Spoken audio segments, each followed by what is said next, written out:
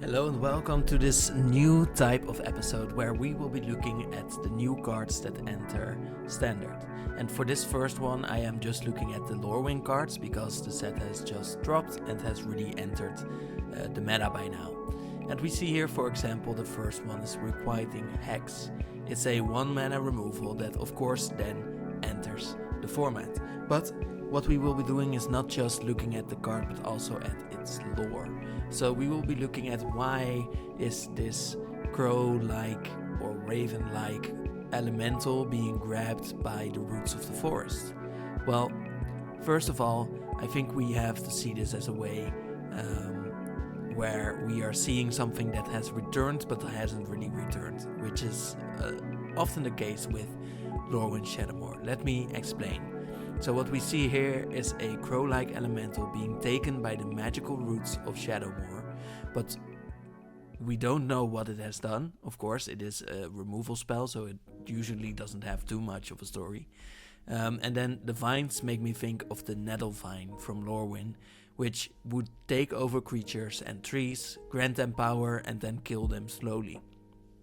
But then why is this a thing of revenge? Well, I feel like this elemental might have been too strong for the forest to take it before, and now it has gotten less and less strong. And why is that the case? Maybe it was a night elemental, and Lorwyn Shadowmoor isn't all about being Shadowmoor anymore.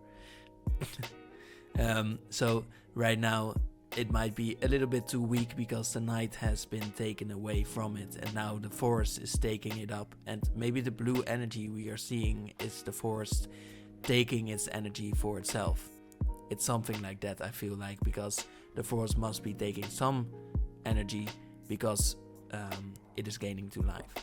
And like this we can see many stories, and we can look at parallels with the previous Lorwyn where the nettlevine was actually a thing that used to take over trees and other creatures so that the elves could control them. Another card, and this is often an interesting version of a card, entered and is specifically good in cards like 4-color Reanimator, where you want to discard a card, maybe even get a certain type of card and then discard that card. So Formidable Speaker is a 3 mana card that when it enters you may discard a card and then search your library for a creature, review it, put it into your hand and shuffle. So you can find any creature at the cost of playing this and then discarding another card, so you do lose a bit, but you can assemble a combo that you need or a certain card that you need for reanimation. That is why this is right now very popular in 4-color reanimation. This card was made as a World Championship prize for Jean Emmanuel, who designed this card to be good with cube and creature combos. That's what he said in his talk about this. So I think he succeeded very well in doing this. We have a very strong card here that is definitely the basis of many combos to come. And the art I think is interesting for the Lorwyn lore because it suggests a strong diplomacy from the elves who have befriended the tree folk who we see in the background, which we haven't seen from Lorwyn elves before. So there might be some changes coming around because the elves of Lorwyn used to be not friends with anyone who isn't perfect. Maybe they have seen these tree folk and think they are perfect too, or maybe they have learned something from their Shadowmoor sides. Something else we have gotten is the full cycle of the pain or shock lands in Standard right now. I think this is logical because we already saw many multicolored decks, and these go in basically any of them. So I think it's logical that they are in Standard, but we learn a lot from them lore-wise. They are a cycle that shows each of the 5 color combinations, but then also their creature types that belong with them. For example, the elves, when they are in the light of Lorwyn, they are actually disgusted by the bramble or nature, and it is weird, but we are taught here that when Shadowmoor comes around, they will step in closer to observe the wild beauty, and they will find that they love nature again. I also feel like this art would have been very perfect for Kaldheim, by the way. Hallowed Fountain shows us a more regular transformation, where the Marrow in Lorwyn are actually very open to other people and want to sell their wares, but when Shadowmoor comes around, they will raise their prices not because they are greedy actually, but because they are very spiteful and they hate other beings. This card, Hallowed Fountain, is used right now the most in Jeskai Control, but of course it goes into many decks. Jeskai Control I think it's perfect for because it's blue and white. The Jewel lands show us the Lorwyn and Shadowmoor sides from popular characters as well. Here we have Sig the River Guide, who has Lorwyn, as a Lorwyn version is very trustworthy, but as his Shadowmoor version he really isn't. So at first we see that Sig likes to bask and watch the beauty of a fountain, because it is a reminder that we cannot control the currents, but can know how to swim across them. So here we see that he is not focused on forcing someone to go along with him. He's more so focused on the beauty of being a guide. And then when he transforms into his Shadowmoor side, he says many become forever lost to the dark meanders. Lucky for you, I'm a very trustworthy guide. And he isn't. So he really wants you to come along so that he can kill you. For Overgrown Tomb, we have a character that's actually never been in the story before. So we have Tristan, who is actually never mentioned in the story at all, ever. Not even now.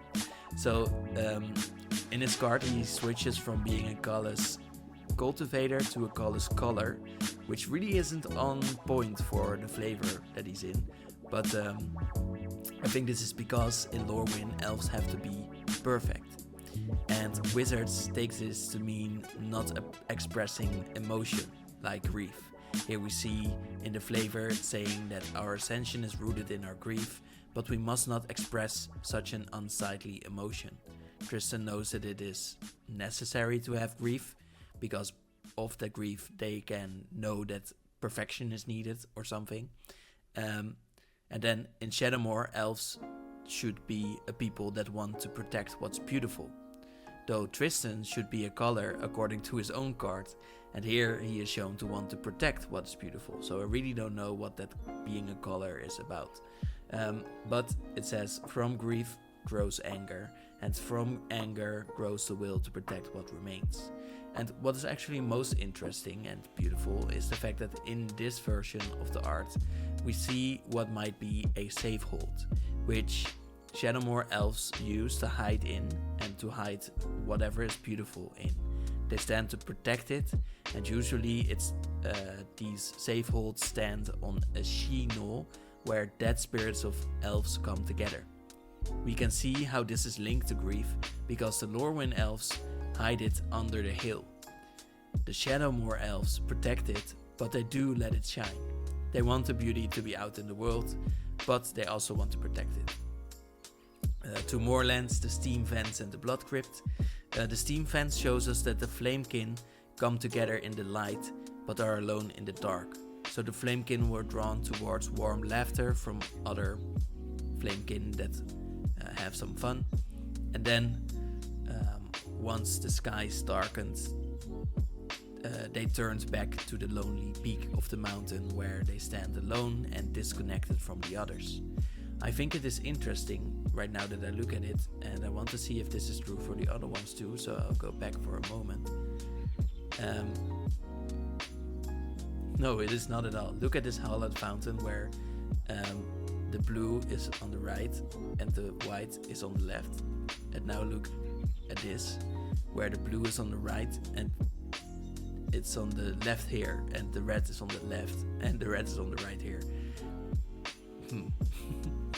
I know that it's because it should be like this on the card frame or the text frame, but I think they should have told the artist to switch those two around, because it just looks a little bit weird like this, if not all of them are the same. But okay. That's just me. Let's look at the Blood Crypt, which is also a bit weird. But boggarts are mischievous in the light, but they become evil in the dark. We can see this here. The boggart was playfully prodding a critter, but when the skies darkened, he gobbled it down with glee. So both versions live the feel so immediately that they need to find more and more things to do, see, feel, eat, like taste, at every moment. But in Lorwyn, this means that the boggarts will play with something. They will have to share it because it's actually illegal for them to take something for themselves. So they probably even wouldn't be allowed to eat anything. But then when they switch to their Shadowmoor versions, they can immediately eat it, so they will.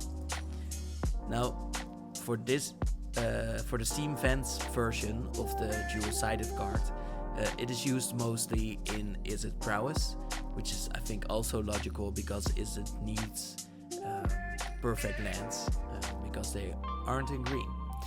Now, Ashling is who we see here, and it's a little bit weird because the other characters, I think, also switch from their Shadowmoor to Lorwyn versions, but Ashling actually shouldn't, is what we are told from the story, but does according to her card. So we don't really know if she is switching between those cards, between her versions,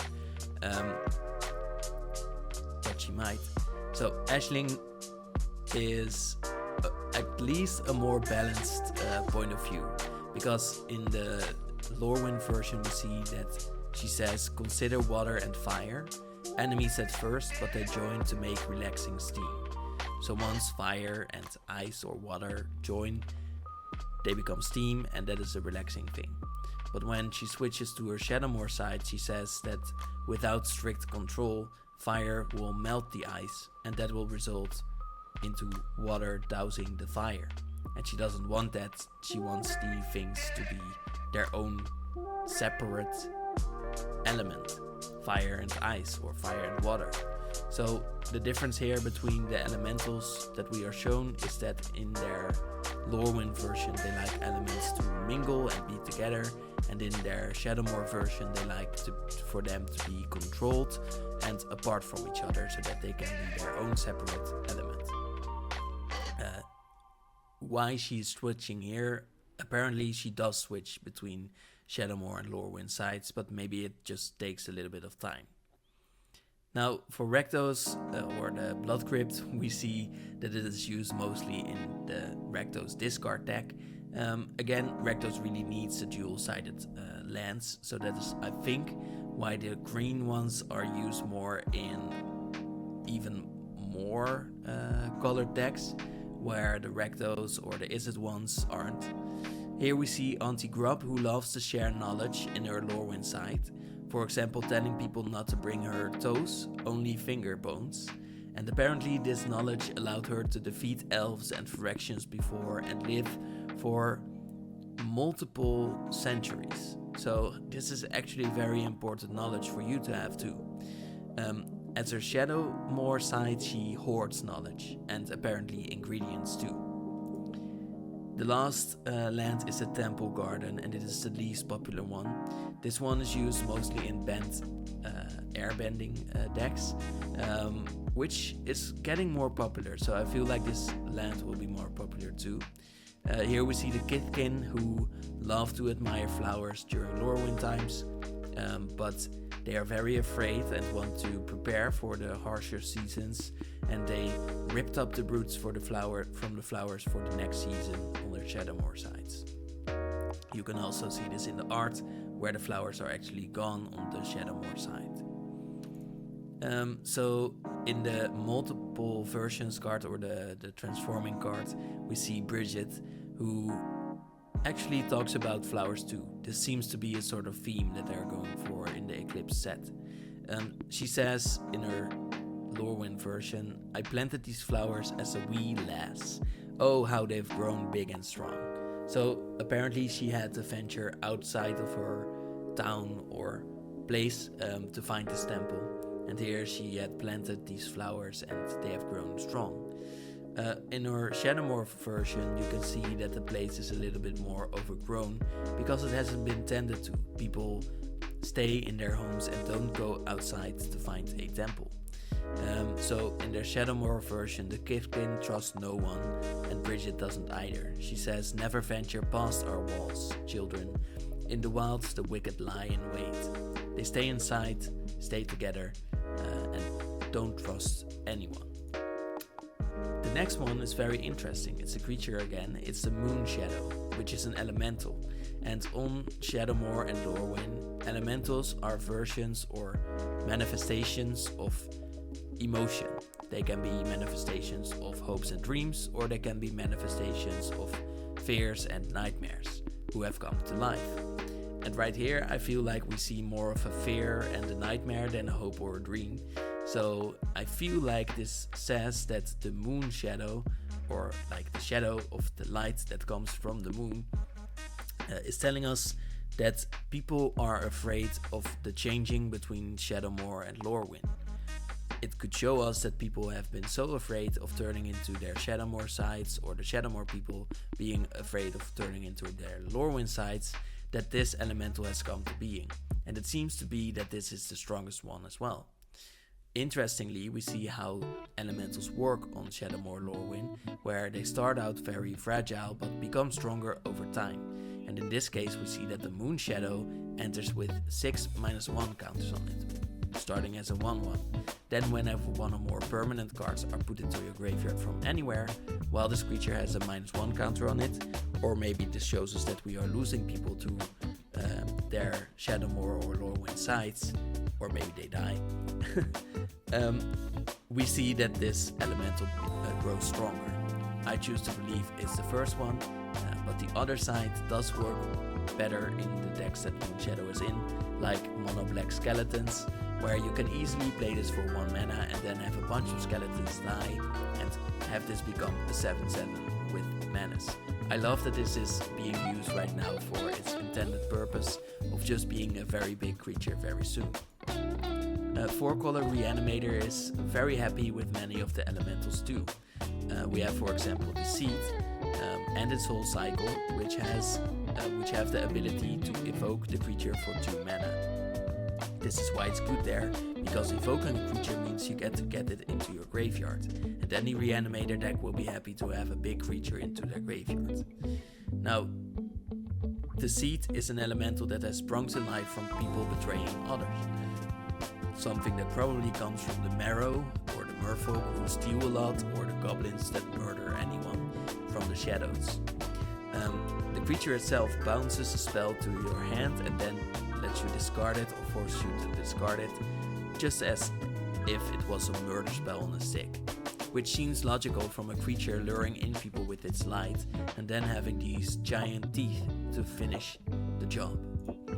The next elemental that is also very popular in the same decks is Wistfulness. It is very popular in these decks because they are very good at using blue mana to do whatever they want. Because we have the Spider-Man creature that is blue, black and 2 mana that can reanimate or that can turn into the Wistfulness. And you can, for example, pay 2 blue mana for this very easily and get the other effect. It will also then turn into a 6/5, which is a very big creature, which can be a strong thing for 4 mana. Wistfulness is a feeling of vague or regretful longing. So that might mean that this elemental comes from lonely elementals and elves who wish to find beauty but couldn't find it. So regretful longing might just be close to jealousy on Lorwyn because of this, which seems to be the point, because it can destroy an artifact or enchantment or exile it so that no one else can use it, not even you. Or you could draw 2 cards, but at the cost of discarding a card, because being jealous is never good. And last one is Vibrance, which is also in Reanimator decks, weirdly, because the blue-black card that can reanimate it doesn't use green or red. You could of course try to pay 2 green to have the effect of searching your library for land, reveal it and put it into your hand and gain 2 life. But I feel like it is really used for getting a creature into your graveyard and then just getting a big creature. Weird. So Vibrance, lore-wise, might be coming from Giftkin, who love flowers, or goblins who love to see, feel and hear anything at all. It's a whimsical part of them that might deal damage to any target, and the whimsical part of the Giftkin that would help you find a land or flower field and then get you 2 life. Speaking about flowers, we have the Bitterbloom Bearer, which is, I think, something that people started to play because Bitter Blossom is so famous. Of course, it is still a good card, but I feel like fairies as an archetype aren't the best right now in Standard yet. But I feel like it is just people love Bitter Blossom so much that they love the small flyers that they gain from Bitterbloom Bearer too. Interestingly, this fairy seems to be from Shadowmoor and has gotten these flowers from Lorwyn, because Bitter Blossom is a card from Lorwyn, where the brief evenings let the sun pause at the horizon for just long enough for a certain species of violet to bloom with the fragrance of mischief. So this really tells us all about what the fairies are about. They live in thick thickets where these flowers usually don't get light, but only when the sun is just low enough, just close enough to Shadowmoor, maybe you could even say, these flowers will bloom and we will smell how mischievous these fairies really are. Next up is Eclipsed Realms, which is, I think, something that should be used a lot in these typo decks, but Rakdos Goblins is the first one that has gotten to use it, because Rakdos Goblins again needs any color it can get. So this card just is perfect in a way because it says the set's name, Eclipsed, or Eclipse. The art is beautiful as well and seems to show a rising sun, which is not how Lorwyn works, but it makes it feel logical to us, where we see the sun rising, so we feel like, oh yeah, it's right in the middle of Lorwyn and Shadowmoor. The card itself lets you choose any one of the creature types from Lorwyn Shadowmoor, so elementals, elves, goblins, and then you can add mana of any color as long as you spend the mana to cast a spell of the chosen type or activate an ability of the source of the chosen type. So you can use this for your goblins, for example, and get any color you want, or it will be an untapped land that will tap for colorless mana, which can be dangerous, but in most decks that are typo with these types, that should be fine. So Izzet Prowess has gotten multiple tools too, this one being the best. Sunderflock has gotten very far in competitive Magic in a very short time. Sunderflock is a very big creature, 9 mana for flying 5/5, which should cost 6 mana, so 3 extra, but its ability is very good in elemental decks. It says when it enters, if you cast it, you return all non-elemental creatures to their owner's hands. So you can't reanimate this, which is why it's not in those, but you can cast it for 9 mana, but then it will be cheaper. It will be X less to cast, where X is the greatest mana value among elementals you control. And in these decks, you will have some elementals that you can very easily cast because they have cost reductions from instants and sorceries for cheap. So many times you can pay 1 mana for a creature that has mana value 6, and then you can play the Sunderflock for 3 mana, return all creatures from your opponents to their hands if they are not elementals either, and then you will have a bunch of elementals left that you can attack with, and your opponents will have nothing. Lore-wise, Sunderflock is very interesting too. It seems to be the elemental of being split apart from your family or group, so maybe from losing your group as a Giftkin, or the elementals who turned into Rhymekin and lost their sense of belonging to the world. As an elemental, we see a being, or a duck, I guess, that would never lose its family, or should never lose its family, and we see the water almost being split apart under the main art one, or tornadoes around the alt card and in the back of the main art version too. I think these are also just very cute, and people love to play with cards that are cute, of course. This one is a bit of a mystery, which I need your help with. The Firdoch Core. It's a 3-mana artifact that is very good in, for example, mono black demons, because they just need a demon to be out. And this artifact is a changeling, so it will be a demon too. But what I'm really puzzled about is its lore. So it says, as Isilu drifted past in a swirl of shadow and moonlight, the strange half-buried stones began to wake. And what we see here is a big stone with a sort of face on it, that apparently awakened and has a very big moon in its chest or something. So we seem to have stumbled upon an open end here, because Isilu, the aspect of Shadowmoor, walks past, and then these stones awake that are every creature type and seem to be massive ancient robot people.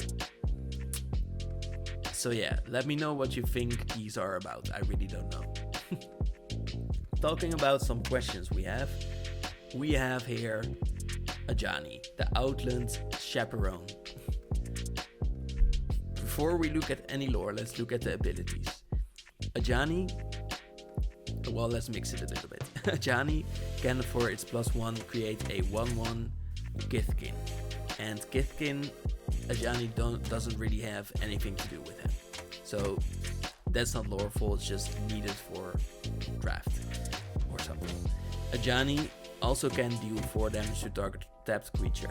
This shows us that he is protecting someone, and that could be fair because in the story, Ajani tries to babysit for his friend Liliana's students.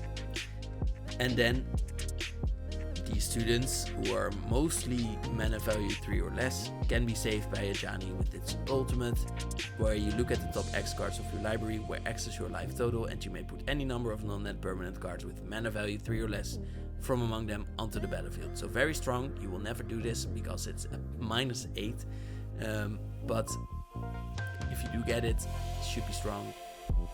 Problem with it,